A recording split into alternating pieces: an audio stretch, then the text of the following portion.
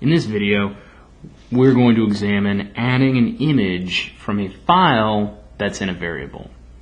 So oftentimes you'll have an image file in your application output, and you'll want, of course, to place that image in eFORMz on your form. So how do you do that? Well, you'll need to create a variable that contains that file name and then reference that variable either in a rule, a load image rule, or if you're using the document template, just adding that image to a document component. And we'll show both methods in this tutorial. First, let's go ahead and create our variable. I have a logo XML tag here that has a local file, which is the Minisoft logo. And if I right click and select add variable and select OK, I have a variable that has a file name for an image. As we can see, if we look down here, it's picking everything up. So we've got that. Now what do we do? Well, let's add it as a rule first.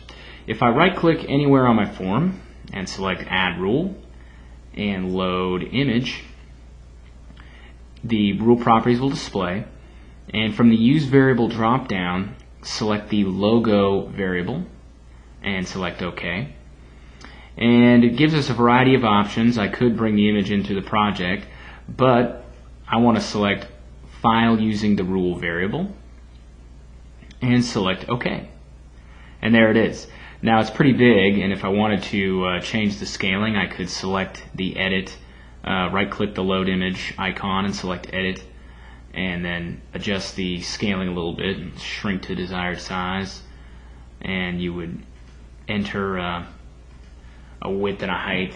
Let's say, I don't know, we'll give it 560, 300. It'll lock aspect ratio so you can mess around with it. And that made it way too small, but the point is that you can edit the aspect ratio of it very easily. So how do we add it in the document template?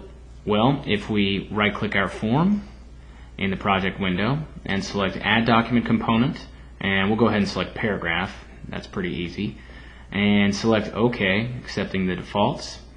And if we right click that paragraph and select add image and image from file using variable, it'll ask us for the variable containing the image file name. We'll go ahead and select logo, and again we can adjust the scaling here if we want to, and might as well do that since we already know it's going to be a pretty big image. We'll make it a little bit bigger this time.